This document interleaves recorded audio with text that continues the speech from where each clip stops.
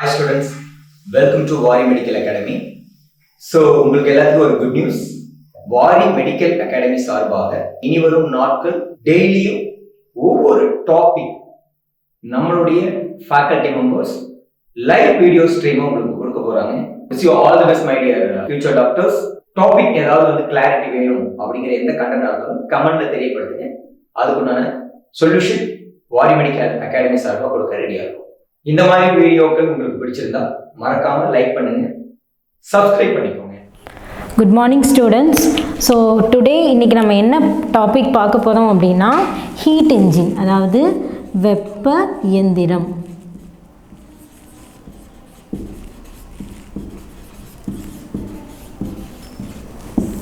So வெப்ப இயந்திரம் அப்படின்னு இந்த நேம்லேயே இருக்குது இல்லையா? ஸோ வெப்ப இயந்திரம்னா என்ன? வெப்பத்தோட ஹெல்ப்போட அந்த என்ஜின் வந்து இயங்குது அப்படின்னா அதை வந்து நம்ம என்னன்னு சொல்லுவோம் அப்படின்னா வெப்ப இயந்திரம் அப்படின்னு நம்ம சொல்லுவோம். அப்போது இந்த வெப்ப இயந்திரத்தோட டெஃபினிஷன் வந்து நம்ம என்ன சொல்லலாம் அப்படின்னா, வெப்பத்தை உள்ளீடாக பெற்று சுழற்சி மேற்கொள்வதன் மூலம் வெப்பத்தை வேலையாக மாற்றும் கருவி தான் நம்ம என்னன்னு சொல்லுவோம் அப்படின்னா வெப்ப இயந்திரம் அப்படின்னு நம்ம சொல்லுவோம்.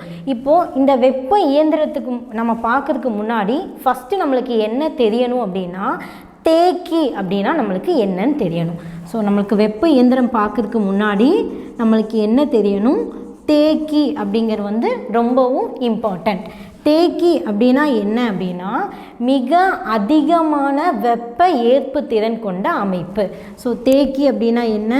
மிக அதிகமான வெப்ப ஏற்பு திறன் கொண்ட அமைப்பு.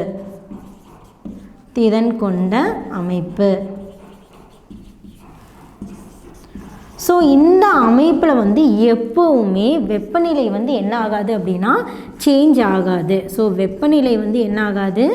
சேஞ்ச் ஆகாது. வெப்பநிலை வந்து மாறாது. ஃபார் எக்ஸாம்பிள் இப்போ வந்து என்னென்னா டிஹெச் அப்படின்னு நம்ம எடுத்துக்கலாம். டிஹெச் அப்படின்னா என்ன? High temperature. அதே மாதிரி டிஎல் அப்படின்னு வச்சுக்கலாம். அதாவது வந்து என்னென்னா லோ டெம்பரேச்சர். இப்போ நான் தேக்கிக்கு வந்து நான் எக்ஸாம்பிள் சொல்லணும் அப்படின்னா இப்போ வந்து என்னென்னா ஒரு பெரிய ஏரி இருக்குதுன்னு வச்சுக்கலாம். அந்த ஏரியில் நம்ம என்ன பண்ணுறோம் அப்படின்னா 1 glass ஆஃப் ஹாட் வாட்டர் வந்து நான் என்ன பண்ணுறேன் அப்படின்னா அந்த ஏரியில் வந்து நான் ஊற்றுறேன். அப்போ என்ன நடக்கும்? அந்த ஏரி தண்ணியோட டெம்பரேச்சர் வந்து மாறுமா? மாறாது. அப்போது ஏன்னா அந்தளவுக்கு வைடாக நம்மளுக்கு என்ன இருக்குது? தண்ணி இருக்குது. ஸோ நம்ம எவ்வளவு டெம்பரேச்சர் நம்ம கொண்டு போய் கடல் அளவு ஏரி அளவு இருக்கிற ஒரு அமைப்பில் நம்ம கொண்டு போய் நம்ம ஊற்றுறோம் அப்படின்னா அதில் இருக்கிற டெம்பரேச்சர் வந்து என்ன ஆகாது? சேஞ்ச் ஆகாது. அப்போது லோ டெம்பரேச்சர் இங்கே நான் டிஎல்னு கொடுத்துருக்கேன் இல்லையா? ஸோ அமைப்பு இப்போ இந்த தேக்கியோட அமைப்பு வந்து டிஎல் லோ டெம்பரேச்சரில் இருந்தது அப்படின்னா நான் எவ்வளவு வெப்பம் நான் கொடுத்துட்டே இருந்தாலும் அதோட லோ டெம்பரேச்சர் அதாவது வெப்பநிலை வந்து சேஞ்சே ஆகாதுன்னு அர்த்தம். அப்போது ஏன்னா இது என்ன பண்ணியிருக்கு? மிக அதிகமான வெப்ப ஏற்பு திறன் கொண்ட அமைப்பு. அப்போ நான் எவ்வளோ வெப்பத்தை நான் கொடுத்துட்டாலுமே அங்கே வந்து என்ன நடக்காது? சேஞ்சே ஆகாது. இப்போ வந்து டிஹெச்ன்னு இருக்குது. டிஹெச்னா என்ன? High temperature. அதாவது அதே எக்ஸாம்பிளே நம்ம வச்சுக்கலாம். ஒரு ஏரி அளவு நம்மளுக்கு ஹாட் வாட்டர் நிறையா ஹீட்டான தண்ணி இருக்குது அப்படின்னா அந்த ஏரியிலேருந்து நான் கொஞ்சம் கொஞ்சமாக தண்ணி எடுக்கிறேன், ஹீட்டை நான் எடுக்கிறேன் அப்படின்னா அந்த ஏரியோட டெம்பரேச்சர் வந்து சேஞ்ச் ஆகுமா? ஆகாது. அப்போது தேக்கி அப்படின்னா என்னன்னா நம்ம வந்து வெப்பத்தை கொடுத்தாலுமே ஒரு அமைப்பில் வெப்பத்தை கொடுத்தாலும் சரி இல்லை அந்த அமைப்பில் இருந்து வெப்பத்தை எடுத்தாலும் சரி அந்த அமைப்போட வெப்பநிலை வந்து சேஞ்ச் ஆகாது. அது வந்து ரொம்பவும் இம்பார்ட்டன்ட். ஸோ வெப்ப இயந்திரம் படிக்கணும் அப்படின்னா இதில் வந்து தேக்கி அப்படிங்கிறது வந்து நம்மளுக்கு இம்பார்ட்டண்ட்டாக நம்மளுக்கு தெரியணும். இப்போ வெப்ப இயந்திரத்துக்கு நம்ம இன்றைக்கி யூஸ் பண்ணக்கூடிய இந்த கார் பைக்கெல்லாம் நம்ம யூஸ் பண்ணுறோம் இல்லையா? அங்கே வந்து என்ன நடக்குது? நம்ம பெட்ரோல் டீசல் வந்து யூஸ் பண்ணுவோம். இந்த பெட்ரோல் டீசல் வந்து பேர்ன் ஆகி தான் அந்த என்ஜின் வந்து என்ன ஆகுது? ரன் ஆகுது. ஆனால் இப்போ இருக்கக்கூடிய இந்த ஆட்டோமொபைல் என்ஜின்ஸ்னு சொல்லுவோம், அதாவது தானியங்கி இயந்திரம்னு சொல்லுவோம். இந்த தானியங்கி இயந்திரத்தில் வந்து எப்படி இருக்கும் அப்படின்னா பயனுறு திறன் அதாவது எஃபிஷியன்சி வந்து நம்மளுக்கு 40% இல்லைன்னா 40%க்கு கம்மியாக தான் இருக்கும். அது எவ்வளோ பெரிய வண்டி எவ்வளோ பெரிய காராக இருந்தாலுமே அந்த என்ஜினோட பயனுது திறன் எப்படி இருக்கும் அப்படின்னா ரொம்ப ரொம்ப கம்மியாக தான் இருக்கும். இப்போ நம்ம யூஸ் பண்ணக்கூடிய எல்லா வண்டியிலுமே என்ஜினோட சதவீதம் அதாவது பயனுறு திறன் எப்படி இருக்கும் அப்படின்னா 40% இல்லைன்னா அதுக்கு கம்மியாக தான் இருக்கும். ரிமைனிங் 60% வந்து நம்மளுக்கு என்னவா போகுது அப்படின்னா ஹீட் வந்து வேஸ்ட்டாக தான் நம்மளுக்கு போகுது. அப்போது ஒரு இயந்திரத்தோட பயனுறு திறன் வந்து அதிகமாக இருக்கணும் அப்படின்னா அதில் வந்து இந்த தேக்கி அதாவது ரிசர்வாயர் அப்படின்னு சொல்கிறது வந்து ரொம்பவும் இம்பார்ட்டன்ட். ஸோ இன்றைக்கி நம்ம என்ன பார்க்க போகிறோம் அப்படின்னா இந்த வெப்ப இயந்திரம் வந்து எப்படி வந்து செயல்படுது, அதோட பயனுறு திறன் வந்து நம்ம எப்படி கண்டுபிடிக்கணும். ஸோ ஃபார்முலா வந்து நம்ம இன்றைக்கி பார்க்க போகிறோம். ஓகேவா? ஸோ நம்மளுக்கு வெப்ப இயந்திரம்னா என்னன்னு தெரியும். வெப்ப இயந்திரம்னா என்ன? வெப்பத்தோட ஹெல்ப்போட அந்த என்ஜின் வந்து ரன் ஆகுது அப்படின்னா அதை நம்ம என்னன்னு சொல்லுவோம், அந்த இயந்திரம் வந்து நம்ம என்னன்னு சொல்லுவோம், வெப்ப இயந்திரம் சொல்லுவோம். வெப்ப இயந்திரத்தில் இம்பார்ட்டண்டானது வந்து என்னது? தேக்கி. தேக்கினா என்ன? அதிகமான ஸ்பெசிஃபிக் ஹீட் கெப்பாசிட்டி அதாவது அதிகமான வெப்ப ஏற்பு திறன் கொண்ட அமைப்புன்னு நம்ம சொல்லுவோம். அதே மாதிரி அந்த அமைப்பு THஆ இருந்தாலும் அதாவது அதிகமான வெப்பநிலையில் இருந்தாலும் நம்ம எவ்வளவு வெப்பத்தை எடுத்துக்கிட்டே இருந்தாலுமே அதோட வெப்பநிலை வந்து என்ன ஆகாது? சேஞ்ச் ஆகாது. சப்போஸ் அந்த அமைப்பு வந்து லோ டெம்பரேச்சரில் இருக்குது அப்படின்னா நீ எவ்வளவு வெப்பத்தை கொடுத்தாலுமே அது ஹீட் ஆகாது. அது வந்து என்ன பண்ணும்? லோ டெம்பரேச்சர் தான் மெயின்டைன் பண்ணும். அப்போ தேக்கியோட வெப்பநிலை என்ன ஆகாது? சேஞ்ச் ஆகாது. இப்போ வந்து நம்ம என்ன பண்ணிக்கலாம் அப்படின்னா டயக்ராம் பார்த்துக்கலாம். இப்போ டயக்ராம் எப்படி இருக்கும் அப்படின்னா ஃபஸ்ட்டு இந்த வெப்ப இயந்திரத்தில் வந்து என்ன இருக்குது அப்படின்னா 3 பகுதிகள் இருக்குது. எவ்வளோ இருக்குது? 3 பகுதிகள். ஸோ அதில் ஃபஸ்ட்டு ஒன் வந்து என்ன அப்படின்னு பார்த்துட்டோம் அப்படின்னா வெப்ப மூலம்னு சொல்லுவோம். ஃபஸ்ட்டு ஒன் வந்து என்னது? வெப்ப மூலம். தட் இஸ் என்ன நம்ம சொல்லுவோம்?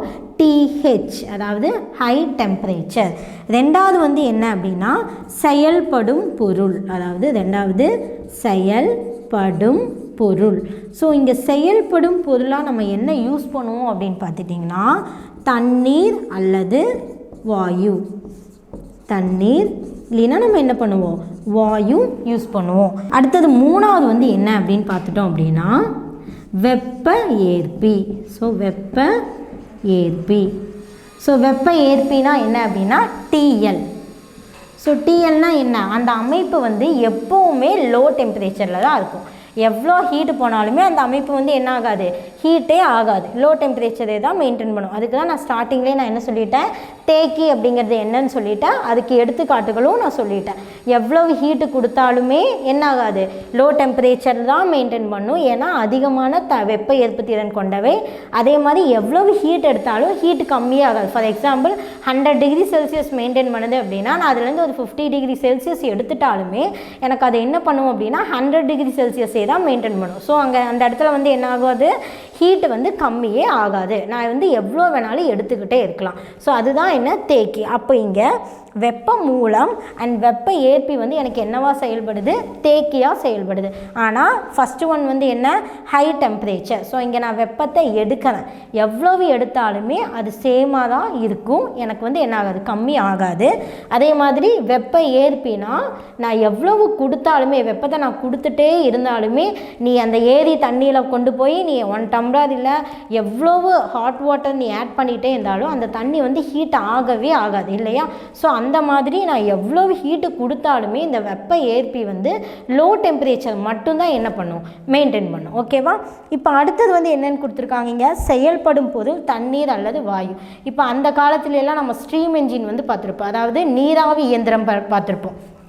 ரயிலெல்லாம் பார்த்தோம் அப்படின்னா நம்ம இந்த நிலக்கரியெல்லாம் இருக்கும் இல்லையா, அதை பேர்ன் பண்ணி அதில் வரக்கூடிய ஹீட்டை எடுத்து அந்த தண்ணி என்ன ஆகும்? ஹீட் ஆகும் இல்லையா? அப்போ அந்த தண்ணியிலேருந்து வரக்கூடிய நீராவி மூலிமா அந்த இயந்திரம் வந்து என்ன ஆகும்? ரன் ஆகும். ஸோ அதை நம்ம என்னென்னு பார்த்துருப்போம்? நீராவி இயந்திரம், ஸ்டீம் என்ஜின் நம்ம பார்த்துருப்போம் இல்லையா? ஸோ அந்த மாதிரி அங்கே நமக்கு என்ன யூஸ் பண்ணியிருப்பாங்க? தண்ணீர் வந்து செயல்படும் பொருளாக யூஸ் பண்ணியிருப்பாங்க. அங்கே அந்த மாதிரி இங்கே செயல்படும் பொருள் வந்து நம்ம தண்ணியும் யூஸ் பண்ணிக்கலாம், இல்லைன்னா கேஸும் நம்ம என்ன பண்ணிக்கலாம்? யூஸ் பண்ணிக்கலாம். இப்போ வந்து நம்ம என்ன பார்க்கலாம் அப்படின்னா டயக்ராம்ஸ் பார்க்கலாம். இப்போது வெப்ப இயந்திரத்தோட ஃபஸ்ட்டு வந்து என்ன இருக்கும் அப்படின்னா நம்ம 3 பகுதிகள் பார்த்தோம் இல்லையா? ஃபஸ்ட்டு ஒன்று என்ன பார்த்தோம்? வெப்ப மூலம் பார்த்தோம் இல்லையா? ஸோ இதுதான் வெப்ப மூலம். அதாவது வெப்ப மூலம் எப்படி இருக்கும், TH, அதாவது ஹை டெம்பரேச்சரில் இருக்கும். செகண்ட் வந்து நான் என்னன்னு சொன்னேன், செயல்படும் பொருள் இல்லையா, அதாவது வெப்ப இயந்திரம் வந்து இங்கே தான் இருக்கும். இங்கே தான் என்ன ஆகும், என்ஜின் வந்து இங்கே தான் இருக்கும். அதாவது இங்கே வந்து என்னது, வெப்ப இயந்திரம்,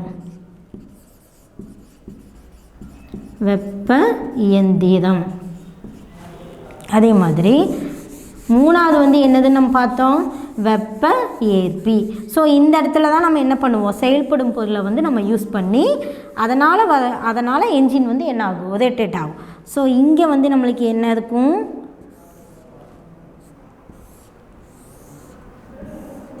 இங்கே என்ன இருக்கும், இங்கே வெப்ப மூலம், இங்கே வெப்ப இயந்திரம், இங்கே வந்து என்ன எனக்கு என்ன இருக்கும், வெப்ப ஏற்பி. ஸோ வெப்ப ஏற்பினா என்ன, TL. ஓகேவா. ஸோ இப்போ எனக்கு என்ன ஆகுது, இந்த இடத்துல இப்போது இங்கே தான் எனக்கு என்ன நடக்குது, இங்கே தான் எனக்கு ஒர்க்கு வந்து வெளியில் நடக்குது. வேலையாக நான் என்ன டெஃபினிஷன் சொன்னேன், வெப்பத்தை உள்ளீடாக பெற்று சுழற்சி மேற்கொள்வதன் மூலம் அவ்வெப்பத்தை வேலையாக மாற்றும் கருவி தான் வெப்ப இயந்திரம் அப்படின்னு நான் சொன்னேன் இல்லையா. ஸோ இங்கே தான் எனக்கு என்ன இருக்கும், என்ஜின் இருக்கும். இங்கே வந்து என்னது, வெப்ப மூலம். வெப்ப மூலம்னா நான் என்னன்னு சொல்லியிருக்கேன், இப்போ இது வந்து என்னது எனக்கு QH. QHனா என்னது, Q அப்படின்னா என்னம்மா, வெப்பம். T அப்படின்னா என்னென்னா வெப்பநிலை. ஓகேவா. இப்போது இந்த இடத்துல வந்து என்னது எனக்கு QL. ஏன் QL, ஏன்னா இது வந்து என்ன எனக்கு வெப்ப ஏற்பி. ஸோ இப்போ என்ன நடக்குது அப்படின்னா, ஃபஸ்ட்டு ஒன் என்ன நடக்குது அப்படின்னா, இங்கேருந்து நம்ம என்ன பண்ணுவோம், வெப்ப மூலமும் வெப்ப ஏற்பியும் எனக்கு என்னவா செயல்படுது, ரிசர்வாயர் தேக்கியாக எனக்கு செயல்படுது. ஸோ இந்த மூலத்திலிருந்து நான் என்ன சொன்னேன், எவ்வளவு வெப்பத்தை எடுத்துட்டாலும் அது எனக்கு ஹை டெம்பரேச்சர் தான் எனக்கு மெயின்டைன் பண்ணும் இல்லையா. அப்போ நான் இங்கேருந்து நான் வெப்பத்தை நான் எடுக்கிறேன். இப்போ இந்த வெப்பம் வந்து நான் எனக்கு இது வெப்பம் தான் இன்புட், உள்ளீடு. சரியா. இந்த வெப்பம் எனக்கு எங்கே வருது, இந்த என்ஜினுக்கு வருது. இந்த வெப்பத்தினால எனக்கு இங்கே என்ன பண்ணும், செயல்படும் பொருளை நம்ம யூஸ் பண்ணி என்ஜினை வந்து நம்ம என்ன பண்ண வைக்கிறோம், ரொட்டேட் பண்ண வைக்கிறோம். அப்போ என்ஜின் ஆட்டோமேட்டிக்காக என்ன ஆகும், கொடுக்கக்கூடிய வெப்பத்தினால என்ஜின் வந்து என்ன ஆகும், ரொட்டேட் ஆகும். ரொட்டேட் ஆகும்போது எனக்கு அங்கே என்ன நடக்குது, வேலை நடக்குது. அந்த வேலையை தான் நான் என்னென்னு பண்ணியிருக்கேன், இங்கே Wன்னு போட்டிருக்கேன். அப்போது இப்போ வந்து ஃபார் எக்ஸாம்பிளுக்கு நான் சொல்கிறேன், உங்களுக்கு புரியணுங்கிறதுக்காக நான் சொல்கிறேன். இப்போ இங்கே வந்து 100% நான் வெப்பத்தை நான் வந்து என்ன பண்ணுறேன், வெப்ப இயந்திரத்துக்கு நான் கொடுக்குறேன்னு வச்சுக்கோங்க. இப்போ எனக்கு ஒரு 60% ஆஃப் ஒர்க் வந்து எனக்கு இங்கே நடந்திருக்கு அப்படின்னா, ரிமைனிங் ஹீட் இருக்கு இல்லையா, அந்த ரிமைனிங் ஹீட் வந்து எங்கே போகும் அப்படின்னா 40% ஆஃப் ஹீட் வந்து வெப்ப ஏற்பிக்கு எனக்கு போகும். ஏன்னா நம்ம எடுத்துக்கக்கூடிய எல்லா வெப்பமுமே வேலையாக மாற்றும் அப்படின்னு நம்மளால் என்ன பண்ண முடியாது, சொல்ல முடியாது இல்லையா. இந்த இன்ஜின் ரொட்டேட் ஆகிறதுக்கு எவ்வளவு தேவைப்படுமோ அந்த வெப்பத்தை எடுத்துட்டு ரிமைனிங் வெப்பம் எதுக்கு போகும், இந்த வெப்ப ஏற்பிக்கு போகும். அப்போது இந்த ப்ராசஸ் வந்து தொடர்ந்து என்னவாயிட்டே இருக்கும், நடந்துக்கிட்டே இருக்கும். அப்போது எந்த அளவுக்கு வெப்பம் வந்து நம்மளுக்கு இங்கே வெப்பம் எடுத்துகிட்டே இருக்கும், இங்கே வெப்பம் என்ன பண்ணிகிட்டே இருக்கும், வெப்ப ஏற்பிக்கு கொடுத்துக்கிட்டே இருக்கும். அப்போது இங்கே எவ்வளவு எடுத்தாலுமே எனக்கு கம்மி ஆகாது, இங்கே எவ்வளவு கொடுத்தாலுமே எனக்கு என்ன ஆகாது, ஹீட் வந்து ஆகாது. ஸோ இதுதான் வந்து என்ன எனக்கு இங்கே வேலையாக எனக்கு வெப்பத்தை யூஸ் பண்ணி வெப்ப இயந்திரம் வந்து எப்படி வேலையாக நடக்குது அப்படிங்கிறத உள்ள செயல்முறை தான் இது. ஓகேவா. இப்போ நம்ம என்ன பண்ண போகிறோம் அப்படின்னா, இந்த இயந்திரத்தோட வெப்ப இயந்திரத்தோட பயனுறு திறன் வந்து நம்ம எப்படி கண்டுபிடிக்கணும் அப்படின்னு நம்ம பார்க்கலாம். ஸோ வெப்ப இயந்திரத்தின் என்னது பயனுறு திறன். ஸோ பயனுறு திறன் வந்து நம்ம என்னென்னு மென்ஷன் பண்ணுவோம், ஈட்டா சரியா, எஃபிஷியன்சி. இதை வந்து இதுக்கு உண்டான ஃபார்முலா வந்து என்ன அப்படின்னா, வெளியீடு டிவைடட் பை உள்ளீடு. ஸோ வெளியீடுனா என்ன, நம்மளுக்கு அவுட்புட். உள்ளீடு அப்படின்னா வந்து என்னது, இன்புட். இங்கே எனக்கு வெளியீடு வந்து என்னம்மா, இங்கே எனக்கு வெளியீடு வந்து என்ன, W. அதாவது வந்து என்ன, வேலை இல்லையா. இந்த என்ஜின் ரொட்டேட் ஆகி எனக்கு என்ன ஆகும், ரன் ஆகும். அதுதான் எனக்கு அங்கே வேலையாக நடக்குது இல்லையா. ஸோ எனக்கு வெளியீடு வந்து என்ன, W.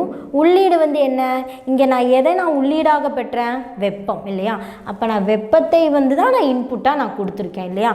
அப்போ எனக்கு வெப்பம் அப்படின்னா என்னது, QH இல்லையா.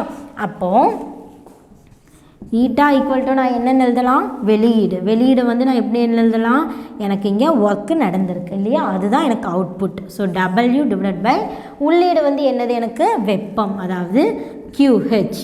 ஓகேவா? இப்போது இந்த QH இருக்கு இல்லையா, அதை நான் எப்படி எழுதலாம்? இந்த QHஐ நான் எப்படி எழுதலாம்? இப்போது இந்த QH வந்து நான் எக்ஸாம்பிளுக்கு நான் சொன்னேன் இல்லையா, அதைவே நம்ம வச்சு பார்க்கலாம். 100% வெப்பம் நான் எடுத்திருக்கேன் நான் சொன்னேன் இல்லையா. அப்போது எனக்கு எவ்வளவு வேலையாக நடந்திருக்கு? 60% எனக்கு வேலையாக நடந்திருக்கு. 40% வந்து என்ன பண்ணியிருக்கு? ரிமைனிங் வெப்பம், அதாவது எக்ஸ்ட்ரா இருக்கக்கூடிய வேலையாக மாத்திரக்கு தேவைப்படக்கூடிய வெப்பத்தை எடுத்துட்டு மீதி இருக்கிற வெப்பம் வந்து அது எங்கே அனுப்புது? இந்த வெப்ப ஏற்பிக்கு அனுப்புது இல்லையா. அப்போது இங்கே 60 + 40 எனக்கு என்ன கிடச்சிருச்சு? 100 கிடச்சிருச்சா? அப்போ நான் என்ன எழுதலாம்? QH = W + QLன்னு எழுதலாமா? என்னென்னு எழுதலாம்? W + QLன்னு எழுதலாம். அப்போது எனக்கு இங்கே 100 நான் யூஸ் பண்ணியிருக்கேன் அப்படின்னா எனக்கு வேலையாக மாற்றுறதுக்கு 60 யூஸ் ஆகிருக்கு. ரிமைனிங் 40% எனக்கு QL வெப்ப ஏற்பிக்கு எனக்கு என்ன இருக்குது? போயிருக்கு. அப்போ எனக்கு 60 + 40 100 வந்துடுச்சா? அப்போ நம்ம இப்படி எழுதலாமா? இப்போ எனக்கு W வந்து எனக்கு வேணும். எவ்வளோ வேலை எனக்கு நடந்திருக்குன்னு தெரியணும். அப்போ எவ்வளோ வேலை நடந்திருக்குன்னு தெரியணும் அப்படின்னா நான் என்ன எழுதலாம்? QH - QLன்னு எழுதலாமா? இப்போ எனக்கு வேலை எவ்வளோ நடந்திருக்கு? 60%. அப்போ இது எனக்கு தெரியணும் அப்படின்னா இந்த 100லேருந்து இந்த வெப்ப ஏற்பிக்கு எவ்வளவு வெப்பம் போயிருக்கோ அதை நம்ம மைனஸ் பண்ணோம்னா நம்மளுக்கு எவ்வளவு வேலையாக மாத்திரக்கு எவ்வளோ வெப்பம் நம்மளுக்கு வேணும் அப்படிங்கிறது நம்மளுக்கு கண்டுபிடிச்சிடலாம் இல்லையா. அப்போ 100 - 40 போட்டால் 60 கிடைக்குதா? அப்போ நம்ம என்ன எழுதலாம்? வேலை = QH - QL. எவ்வளோ நம்ம உள்ளீடாக பெற்றோம், எவ்வளோ வந்து ரிமைனிங் வெப்ப ஏற்பிக்கு வந்திருக்கு அப்படின்னு நம்ம எழுதலாம். அப்போது இந்த W = QH - QL நான் கொண்டு போய் இங்கே சப்ஸ்டியூட் பண்ணலாமா? அப்படி சப்ஸ்டியூட் பண்ணால் எனக்கு என்ன கிடைக்கும்? இங்கே நான் என்ன பண்ணிட்டேன்? QH - QL டிவைடட் பை என்னது? ஆல்ரெடி எனக்கு இங்கே QH இருக்கா. அப்போது இதை நான் எப்படி எழுதலாம்? QH divided by QH minus QL divided by QHன்னு எழுதலாமா? அப்போ நம்மளுக்கு இந்த டேர்ம் என்ன ஆயிடும்? கேன்சல் ஆயிடும். அப்போ நம்மளுக்கு என்ன கிடைக்கும்? 1 - QL டிவைடட் பை QHன்னு கிடைக்கும். அப்போது இயந்திரத்தின் பயனுறுதிறன் காணக்குண்டான ஃபார்முலா வந்து எனக்கு என்னது? ஈட்டா = என்னது? 1 - QH டிவைடட் பை QL. இதுதான் வந்து என்னது? எஃபிஷியன்சி பயனுறுதிறன் கண்டுபிடிக்கிறதுக்கான ஃபார்முலா. ஸோ மோஸ்ட்லி நம்மளுக்கு என்ன கண்டிஷன் இருக்கணும் அப்படின்னா எப்போவுமே QL வந்துட்டு உனக்கு கம்மியாக தான், லெஸ் தென்னாக தான் இருக்கணும். QH வந்து எப்படி இருக்கணும்? நம்மளுக்கு கிரேட்டர் தென்னாக இருக்கணும். ஏன் அப்படின்னா எப்போவுமே ஒரு என்ஜின் அப்படின்னு நம்ம எடுத்துக்கிட்டோம் அப்படின்னா அதிகமான ஒர்க்கு நடக்கணும், வேலை வந்து அதிகமான நடக்கணும். அது போக இருக்கிற ரிமைனிங் ஹீட், அளவாக ஹீட்டு தான் நமக்கு எங்கே போகணும்? இந்த சிங்க், அதாவது வெப்ப ஏற்பிக்கு வந்து போகணும். இதே இந்த இயந்திரம் வந்து சப்போஸ் கம்மியாக வேலை எடுத்துக்கிட்டு 40% ஆஃப் ஒர்க்கு நடந்துட்டு 60% ஆஃப் அமௌண்ட் ஆஃப் ஹீட்டை வந்து இந்த சிங்க்குக்கு வெப்ப ஏற்பிக்கு அனுப்புது அப்படின்னா அந்த என்ஜின் வந்து எப்படி இருக்காது? அதிகமான பயனுறுதிறன் கொண்ட என்ஜினாக இருக்காது, அதாவது அதிகமான எஃபிஷியன்சி இருக்காது. ஸோ எஃபிஷியன்சி வந்து அதிகமாக இருக்கணும் அப்படின்னா அது வந்து என்ன பண்ணிக்கணும் அப்படின்னா இங்கே இருக்கிற டெம்பரேச்சரை விட வெப்பம் விட நம்மளுக்கு இங்கே யூஸ் பண்ணக்கூடிய வெப்பம் வந்து அதிகமாக இருக்கணும். அப்போ நம்மளுக்கு ஒரு இயந்திரத்தின் பயனுறுதிறன் காண்க அப்படின்னு சொல்லிட்டு நம்மளுக்கு கொஷின் கேட்டுட்டாங்க அப்படின்னா நம்ம என்ன பண்ணிக்கணும்? இந்த ஃபார்முலா யூஸ் பண்ணி நம்ம என்ன பண்ணிக்கலாம்? எஃபிஷியன்சி, அதாவது பயனுறுதிறன் வந்து கண்டுபிடிச்சிக்கலாம். தேங்க்யூ.